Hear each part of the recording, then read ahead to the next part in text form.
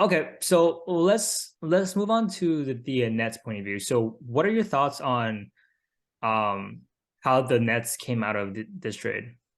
I think regardless of who they decided to trade Kyrie to, I think they're going to be the winners because ultimately you don't want to lose a guy like Kyrie for nothing. That's what, in my opinion, that's what it really boils down to because he told them that he was going to leave if they didn't trade him, right? And I would rather get something in return. Though I do think they received a solid return considering, because at the end of the day, they still have to compete because they don't have their first round picks for who knows when, till who knows when. So they still have to compete. I still think, as I mentioned earlier, Dinwiddie has played well with the Nets prior. He's played with KD in the past on the Nets before the one of the trades. So I The think Harden trade, the yeah. Harden trade. I was like, it was one of the trades, the Harden trade. So I think he's going to fit in seamlessly with the Nets as a player. And then add in Dorian Finney-Smith, another 3-and-D player to complement Royce O'Neal. So is Royce O'Neal hurt? I think he might. Is he, or is he playing? He's playing. He's playing. Okay, cool. That's like okay, yeah. So I mean, they'll have another 3-and-D player um, in the lineup for them, or like from coming off the bench, depending on how they play him. We'll see. But I think it adds some depth. Obviously, I don't like as I mentioned earlier. I don't necessarily think this moves the needle, but it gets them, I guess, slightly closer to winning a championship. Though I don't think that will happen, considering how the team is currently constructed. They still have a lot of work to do, and ultimately, the only other trade that could have worked potentially better for them would be that reported Suns trade, in my opinion, that would help them right now, because you would be getting back Chris Paul and Jay Crowder, who is another 3-and-D player, with one draft pick and I believe a pick swap or something along those lines. That potentially could have been a great pick move, but at the same time, you also have Ben Simmons, so you have like two facilitators on the court. Like, well, $38 million hole. yeah, so it's like I don't know how to kind of get around that. And then also the other option was the Clippers trade, which in my opinion just doesn't make any sense. I don't know in what world you would skip back. I mean, I guess they do need shooters. So Luke Kennard is a Mhm. great shooter, as well as Terrace Mann's a good young player who can score fairly well. I think given more minutes, but I think for right now, I don't know if they would have helped the team improve drastically right now. And then obviously with the Lakers trade, a Westbrook. I mean, yes, they're going to give up the two unprotected picks. That's going to be for the future, distant future. But having a backcourt of Westbrook and Simmons is doesn't seem like that would work out Yeah. really well because neither can shoot, and yeah, it's going to be rough. And you can't really play Russ off ball. So because he's not the best shooter, so it's going to be tough for that backcourt to flourish. Yeah, I think Brooklyn probably took the best deal they had. I mean, I'm honestly surprised that they got two quality starters plus an unprotected pick. Quite frankly, I'm actually a little surprised. So, them agreeing to a trade, what, within 36 hours, Yeah, 48 hours of the trade demand, reported trade demand, it shows how eager they were to finalize this trade and just kind of move on, right? And honestly, again, I'm kind of surprised that they got Dorian Finney-Smith and Spencer and a pick. I thought it would be much less. Um, Now the Nets right now, their team is more or less. It's funny. Their team is basically Durant with a ton of really quality starters on, and not only their starting five, also on their bench, excluding Ben Simmons. Um, I think that they are still good enough to get to the second round, even if they played, you know, the Sixers, or if they played the Bucks, or I think those I think they'll be competitive with those two teams. Probably not the Celtics, but I think they'll be competitive with those two teams. Has potential to be an upset, but not likely, but still. So I don't think that this trade really, it doesn't really help them, but at the same time, it doesn't make them like fall out of the playoffs, right? They still got quality players back. And now they have, because they have a lot of assets, right? We kind of spoke about how Dallas had a ton of quality players with reasonable contracts to trade, right? Brooklyn has a ton of talent, right? And all, excluding Simmons, all of them with relatively reasonable contracts that you can move, and most of them are short term as well, right? Whether it's Dorian, whether it's Joe Harris, whether it's Rose O'Neal, whether it's Seth Curry, whether it's Patty Mills, so on and so forth, right? If you want to throw Cam Thomas in there, but I think they want to keep Cam Thomas to see how he projects, right? Yeah, and then also now they have 3 picks that they can trade. None of them are their own, obviously. 2 are from Phoenix, 1 is from Dallas, but now they have quality players and picks that they can trade, right? So if they wanted to upgrade their roster, they have the ability to do that. Well, and now they're still relatively competitive once KD comes back. Right. They need to figure out what they're going to do with Ben Simmons. Whether, I don't know, honestly, kind of similar to Russ, to get rid of Simmons, you probably have to attach assets to him, which Brooklyn probably shouldn't do because they don't have that many draft picks to begin with. Yeah. Stretching him is not a good idea because you He's owed a lot of money.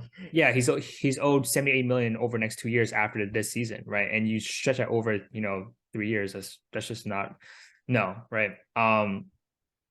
So they basically have one big trade left in them, relatively big, right? It's not like Rudy Gobert trade big, but they still have one trade left in them right now. Who knows who they can get, but they're still competitive and they still have the assets. But from an organizational standpoint, people have made a lot of noise about Kyrie, and you know what? I get it. He's the last 6 years of his career, most of the public, private, on court, off court decisions that he's made very questionable, and that's putting it lightly. Right? Totally agree with that.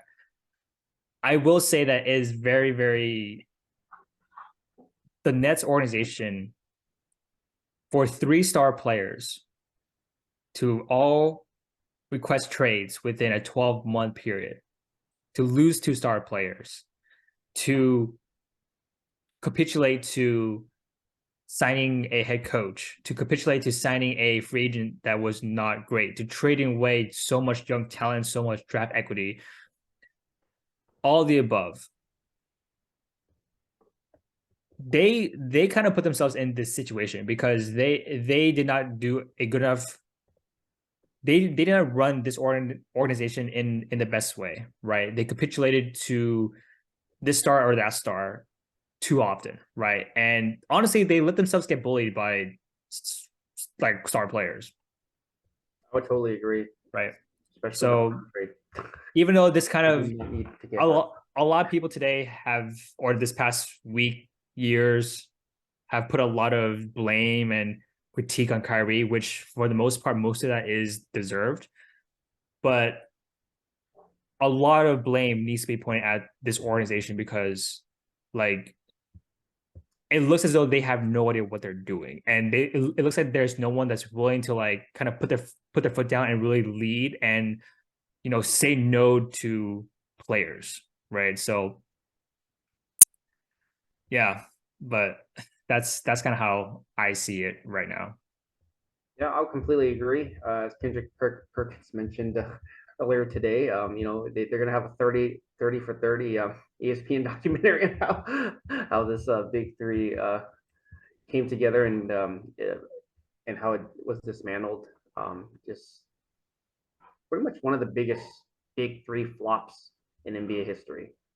Because on paper, Yeah, They had it all offensively. Like literally, there was no weaknesses offensively. They have a guy that can do everything. I mean, to do everything you would need offensively. Yeah, like, just a year and a half ago, like I watched I want to say I watched maybe 6 or 7 games of Kyrie, Harden, and Durant in the regular season. And the offense it looked super easy. Like Looked it was unstoppable. it was effortless. It wasn't just like unstoppable, it looked effortless, right? It just because there was so much space. Each person can dribble, each person can drive, each person had the three ball, they can have the mid range, they can finish at the rim, they could pass. And they also had shooters in like Joe Harris and Seth Curry and so on and so forth. They had lob threats too. It's like their defense wasn't that great, yes, but their offense was so simplistic, right? This isn't like the 05, 06 Suns where everything had to go through Nash. It was all pick and roll, pick and roll, pick and roll, fast break. The offense that the Nets had was so simplistic and it looks so effortless that you didn't know what to do, right? Um, so to your point, yes, at some point there'll probably be some type of doc on this, but I mean, honestly, there's gonna be a doc on this. There's probably gonna be a doc on the OKC Big Three that blew up within a few years. There's probably gonna be I don't know there will be a doc on the Golden State Warriors. I think that the ranting will be a chapter in the doc. I don't think that'll be a focus, but man, like just over the past 10 years, like the amount of big threes that were assembled and disassembled within just a handful of years, if not some within a couple of years, it's just shocking. Even the LeBron's big three in Cleveland, that was 3 years, right? And they're all relatively young. So yeah. Kevin Love didn't really play that well as like a superstar Yeah. on the Cavs. Yeah, he was a legit third option. Yeah, I guess that's true, but he wasn't amazing. Like at least statistically, he fell off a cliff. But anyways, yeah, no, I think ultimately, this is the biggest fail because at the end of the day, some of the other big threes were successful, right? With starting with the Celtics, they at least won a championship. Miami's big three won sorry, not three, two championships, not seven. LeBron's Cavs big three won one. The Warriors has won four. So ultimately it's been successful for some, but there are other few teams that haven't been as successful. Yeah, I am very curious about two things over the next 12 months. One, if teams will be weary of signing multiple star players to the organizations, right? Because you have to commit so much cap space to these stars, and if it doesn't work out, you have to basically dismantle your team quickly and just start from the bottom. And two, it was announced today that the Players Association and the NBA, they actually pushed back the deadline to agree to a new CBA. Don't know if this is related, but you have to imagine that owners, after seeing this whole fiasco with the Nets the last 3 to 4 years, that they are going to put stipulations into the new CBA to try to avoid situations like this, right? Whether that's fining a player for holding out, whether it's suspensions, whatever it is, because it's not just Kyrie, it's also Ben Simmons from like last year as well, right? So right, that's true. So I'm wondering how the new CBA is going to look amidst, because the new CBA has so many issues to talk about, right? The play-in tournament, the luxury tax, the age for the draft, power player empowerment, right? They have so many of these elements to it, and not to mention that there's also the revenue split as well, right? So I'm very curious to see how this plays out the next 12 months.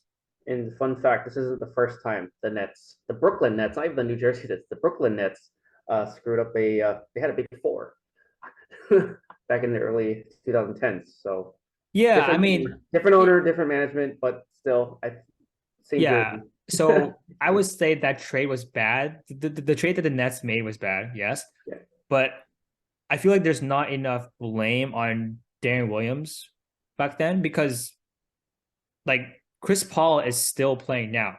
Up until this year, Chris Paul was an all NBA guard, level guard, that's true. I right? mean, a lot of things happened. I remember. Yeah. And this trade, the original Big Four trade, Big Five, if you want, include Brook Lopez, this happened literally 10 years ago. Like Darren Williams went to the Jazz and went to the Nets in 2012, and they traded for those extra Celtics players like a year or two later.